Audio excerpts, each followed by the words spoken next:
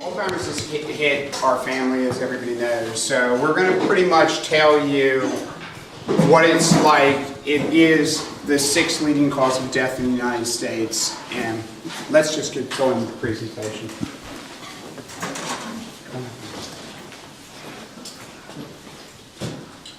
Okay, Alzheimer's is a disorder that hits the brain.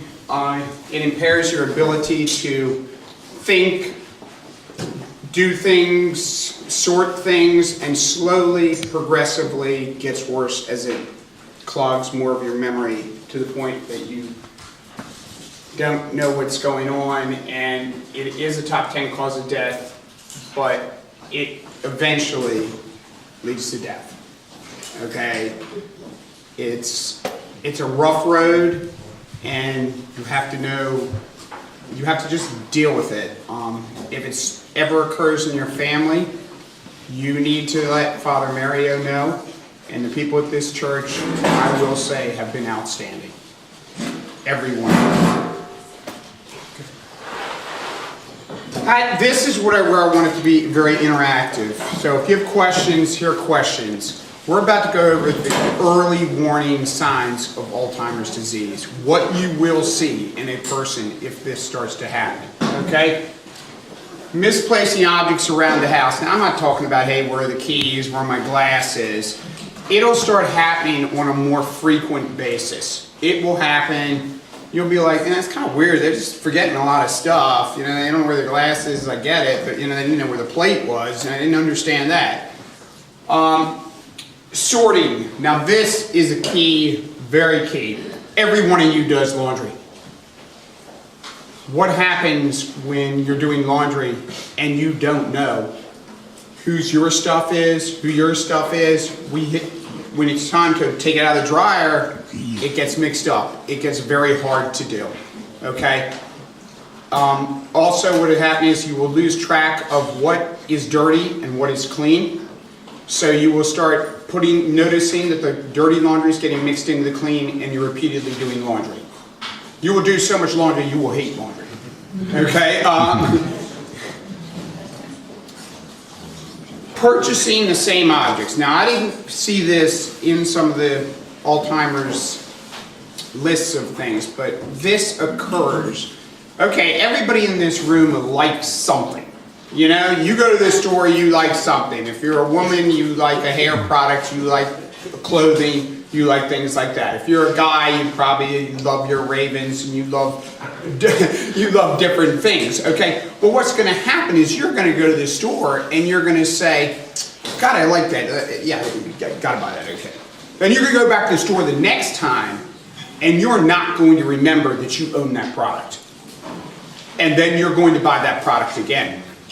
Then you're going to go to the store again, and you're going to go, I like that product. And then you're going to go and you're going to buy that product again. And you're going to have 50 of those products to 100. And then your partner is going to go, what is going on with this product? And this thing can switch. It's not like you're going to buy the same thing. I mean, it could be, for us it was sweaters moving on to shampoo. Okay, that's what it was. Totally normal things that you buy every day, but you don't consume. Okay, that's one of the main reasons we had that. One of the things that the laundry and that were triggers to something that's going on. Okay, another thing that starts to occur is place and time. This is a little further on, but you'll start having trouble knowing what day it is and what time it is.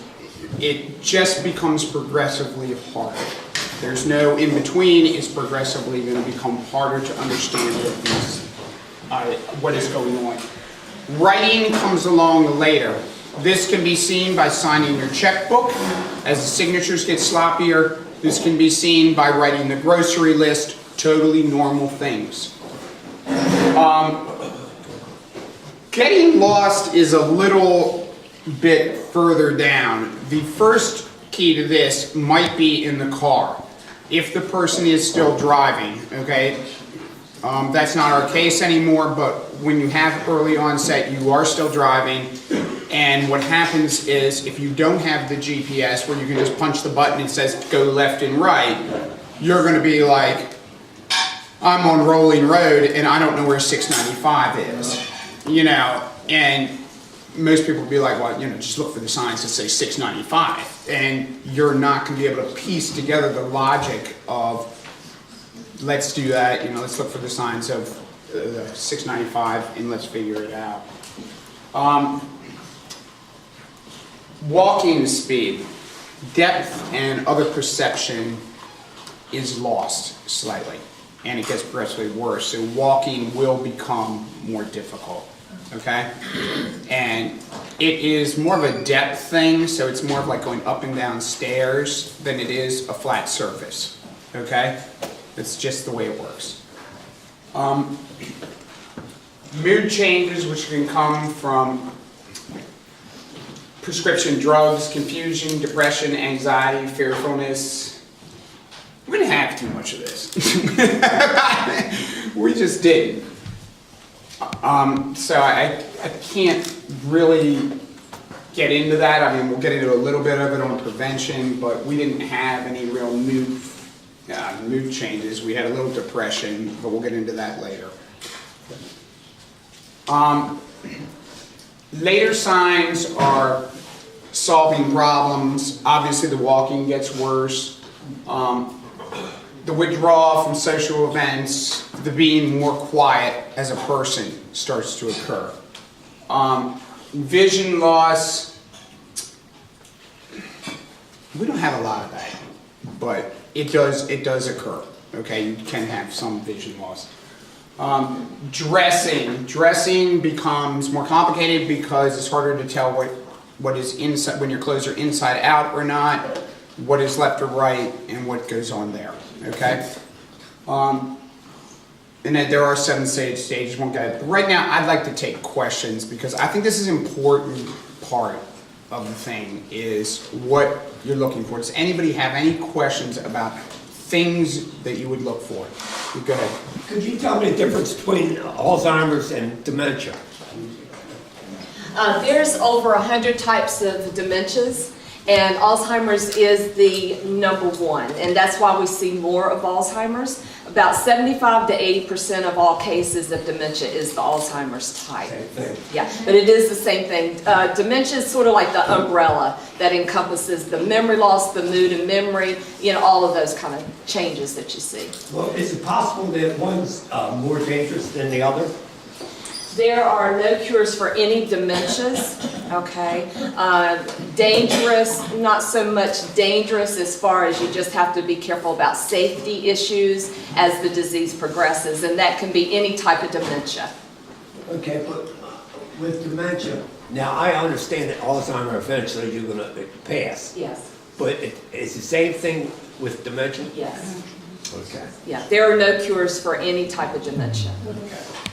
I understand there are medications or something that will slow Alzheimer's, and I thought you said that there aren't. We will get to that. There are some that will slow it slightly, Yes. but patients can be allergic to them, in which case they can't take them at all. Linda took them and started puking her guts up. Okay, so it didn't work out for her. Yeah, there's some pretty rough side effects to some of them, so some can't take, but it does slow it down, but it does not stop it from, you know, going on and progressing. Yeah. How long, roughly, would you expect these early stages to show up before it really hits hard? For us, it was 2 to 3 years before it really got harder. This stuff, the early stages come up, and at first you don't know that it's going on. And you want to just assume, well, this person forgot this, they did this. But this will go on for a couple years. In Linda's case, this seems like a very young time for this to happen. This happened to my mother, but she was like in her 60s when we started seeing the signs. So I was just wondering, is it an absolute surely Alzheimer's?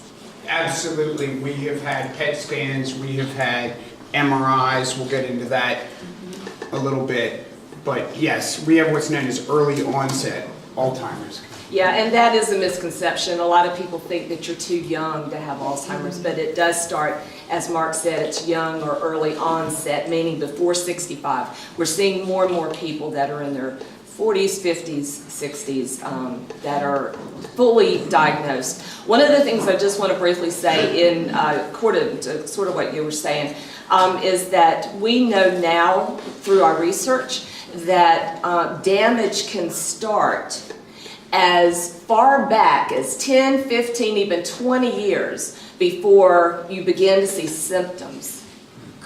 So that's pretty scary. So if you're thinking of somebody who starts really showing signs in the 60s, that means probably in the 40s the damage started, or close to 40, 40, 45. So it's affecting all of us. We say if you have a brain, you can be affected.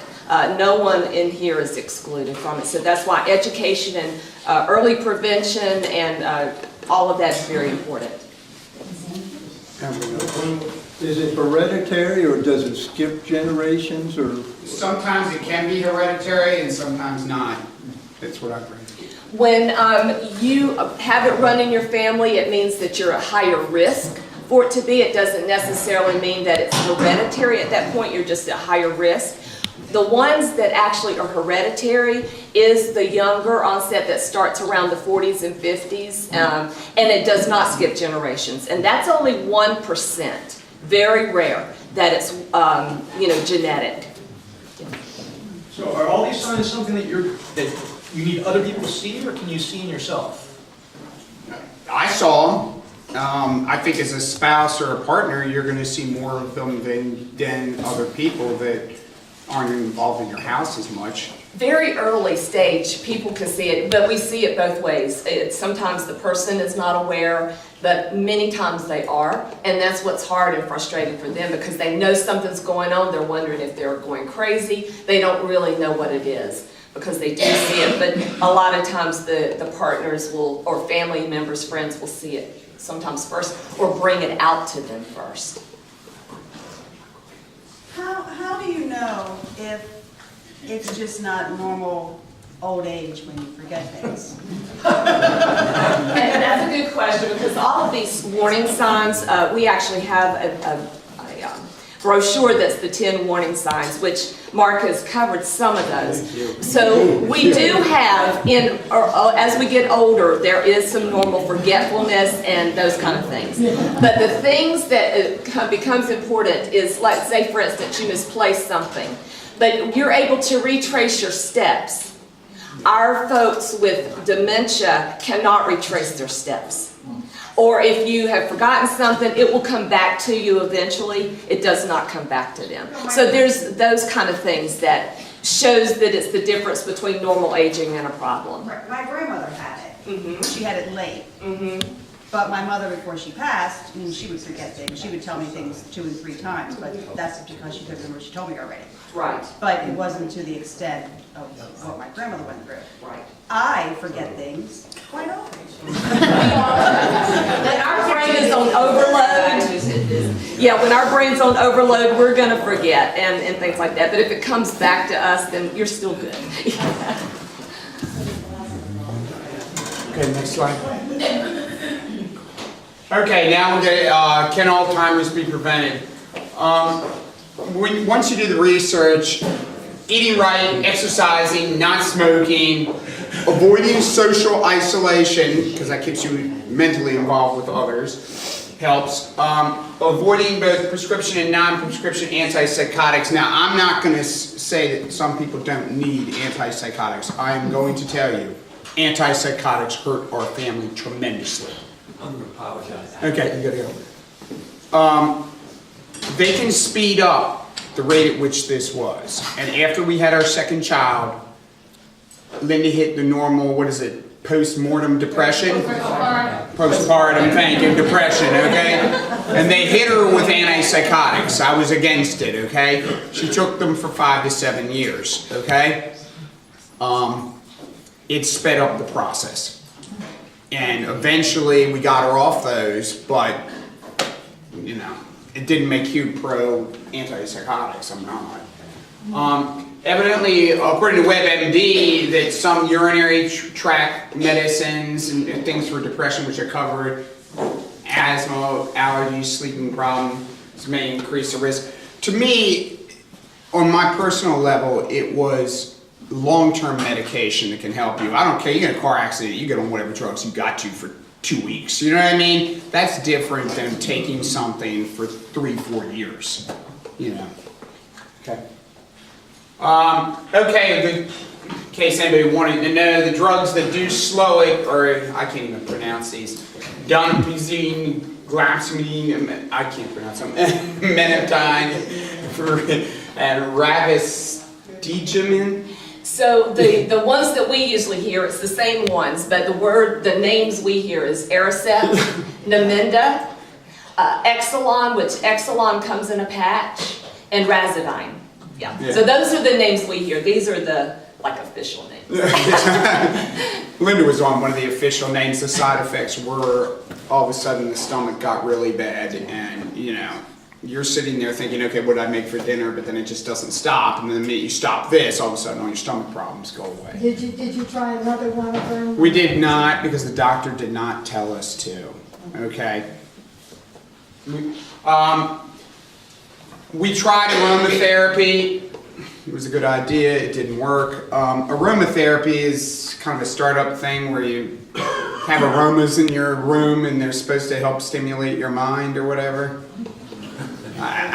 It didn't work. I mean, at least, but you know, I mean, at this point, you try it. You know, we tried. Go ahead, Flip. Okay, so how do you detect this? So you suspect it. It's going on. It's time to get the person to the neurologist. That's where you want to be. And you want to be to a memory specialist. We have a memory specialist out of Sinai Hospital, okay? Because not all neurologists deal with it. You have to find somebody that specializes in it, okay? At which point, then they do the blood and urine, but then comes the CT and the PET scans, and then comes the calls to your insurance company for who's covering and paying what. And you better have that call before a PET scan, or you're going to have a major financial problem, okay? And it shows up. It shows up on the scans. It shows up, and you can see that parts of the brain just are, I don't know, what you call them, filled? You know, It's the plaques and tangles, the protein. The protein, and you can see it. It lights up. And in Linda's case, what they did, because she was young, you're right, early onset's unusual, they went through a whole procedure of looking for all kinds of other weird diseases that could have happened. And said, hey, could this be it instead? Or is it really Alzheimer's? And it came back, she didn't have any of the other stuff. She had Alzheimer's. No, I think you went up 2. Okay. Linda actually wrote this slide. It's going to be harder for her to do it now, but this is what she says her life is like with living with Alzheimer's. Linda, you said you get confused sometimes, right? Yeah. Yeah, and you don't like that. Can you describe what that's like, or is it just confusing, or what? Confusing. Just confusing? Okay. You used to work out, so you find it harder to work out and follow the workout videos, right? Yeah. And then dressing became more complicated. You agree with that? Yeah. You used to make dinner every night, and preparing meals got more complicated as the recipes, just you didn't know them anymore, right? Yeah. I love you. Doing laundry was harder. The state police actually took Linda's license. That's actually how that went down. Basically, she actually drove really well while on this, to be honest with you, which was kind of unusual. It's just, she wears glasses. Maybe the Alzheimer's did hit her vision. It was at night. It was raining, and she didn't realize that she was over the line on 482, which is not good, I know. So the police pulled her over, and the police gave her a diagnostics. They're like, okay, Linda, we're gonna give you a 1-point ticket for or whatever for this, but we want you to go to the medical advisory board, okay? And the medical advisory board at the Motor Vehicle Administration said, you got this, no more, Problems with using the phone. That's something you wouldn't think happens, but it's harder to read the numbers on the phone It's harder to make a phone call. It's harder to answer a phone call, okay? These kind of things happen. And then you have problems, like I said, writing. We wrote checks for all groceries, and so we had more trouble doing that. Go ahead. This is my life. This is the caregiver's life. You make 3 meals a day. I work out of my house. I'm blessed to God for that. I do all the laundry. I do all the grocery shopping, working, paying bills. Got help from her. Catastrophic Health Planners was outstanding organization that Linda got me in touch with. St. George's stepped up to the plate when it came to something you wouldn't think of, cleaning the house. If Hugh's doing all this and he's a 50-hour-a-week job, how's the house ever getting cleaned? It's not. It's simply not. Corinne, who cleans your church, now cleans my house. Okay, so, you know, deal with the frustration. That's gotten better for us. In the beginning, you're going to be like, you're going to want to snap because that person either told you told them something 7 times, or they did something that just totally was unusual that upset you, and you just have to learn to kind of deal with it. Then comes the thing that I learned from the Alzheimer's Association after walking into one of her meetings one time and saw a person that didn't take care of themselves as a caregiver. They were a mess. They were shaking. The caregiver can totally fall apart, completely fall apart. Some people do yoga. Some people do gardening. I do extreme exercise and extreme metal concerts, and that's what I do. And if people say, why do the metal concerts? Well, for 2 hours during a metal concert, you do not think about anything, okay? And that's the relief. You know, I mean, and when you're exercising, once your endorphins get going, you know, it's just better for you. Okay. Then comes our relationship. Our relationship personally has not taken a hit.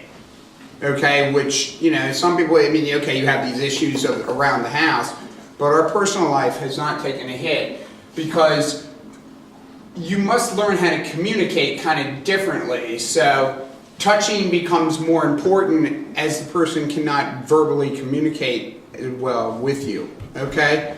You listen to music together, you go shopping together, you do things together, we don't take as many walks as we should, but we do go shopping. You know, you try to tell your family and friends this is happening so they don't think anything. We do go to the comedy club because Linda likes it, and if you think about it, if the guy says 9 jokes and you miss 9, but you catch 1 out of 10, you can still have a good time. You know what I mean? So we occasionally get down there.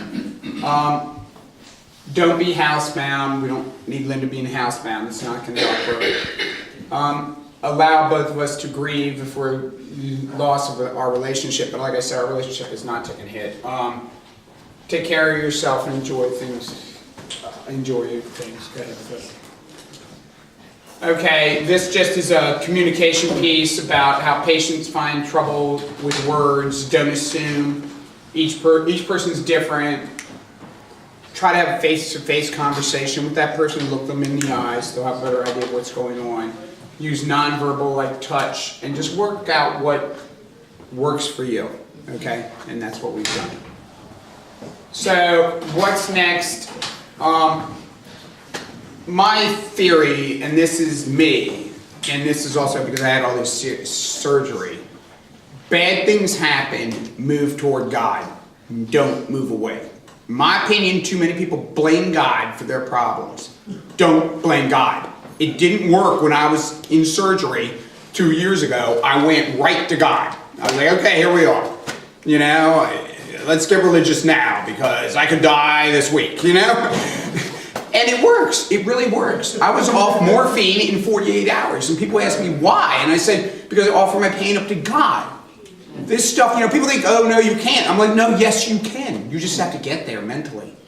You know, be happy regardless. That's the way I look at it. Get a support system. Your church, your friends, your family. Linda's parents have been outstanding. Outstanding. They come up once a week and help out with doctor's visits and things like that. Go ahead. Hugh, I know you have children. How are you handling it with your children? Well, the children obviously are fully informed of this. I think How are it took, they? Yeah. I think it took Andrew longer to get to the point where he could sit down and go, "Oh, Linda, how was your day?" and be more understanding toward this. Because the first part of going through this is you go through a stage of where you yell at the other person like, you know, "I told you this, I told you that, what's going on, you don't remember anything." You know what I mean? And you got to get through that stage. Nathan's 19, he's in college, he's away, so he's just focusing, you know. He's more mature, but he's not home as much, so, you know, that's where we are. Any more, go ahead with the questions for me and Yolanda. How can we help you? Right. You all have been outstanding. We'll let you know if we need something else. I mean, between Corinne and the fact that I work at home and we've got this pattern going right now, we appreciate it. It's going to get a lot worse, and that's what I'm going to call out. I have a question about the early detection. So how early can you detect it? How early can you get those testings and something will show up? I think it comes down to how soon you can get that person that's having it to actually talk them into going to the doctor. Well, what if it was me? And I'm like, well, I'd like to know ahead of time if I'm gonna, you know. Yeah, it took us like a year to talk to Linda into, you know, hey, go to the neurologist, you know, But because that was after symptoms are progressing. after symptoms are progressing, people are in denial in the beginning. I mean, people are, this isn't happening to me is where we open with, Right. you know. But how early if you're not? Well, if you are seeing any kind of signs that's just not right, and again, looking at our 10 warning signs on our website, and think about the ones that Mark showed up, then that's when you start talking to the doctor right away. Very important. And you can't, right now, research is, it's very hopeful actually, but research is going to the place where we hope that we can see it way before there's problems, that if you are going to be more susceptible to it and things like that. We're looking now for blood tests versus, you know, something more invasive like a spinal tap and things like that. So there's a lot of wonderful, encouraging things that are going on. But as soon as you see anything that just doesn't seem right to you, that's when you go. Because the earlier you can get there, begin to get your support system that Mark talked about, and then get on the medication for it to slow it down. That's the best thing you can do. And that healthy lifestyle. Is there preventive stuff you can take? Not preventive now, Okay. no. What is preventive now through our research is that healthy lifestyle that Mark was talking about, the eating healthy. The Alzheimer's Association supports the Mediterranean diet. You don't have to follow it completely, but use it as a guideline.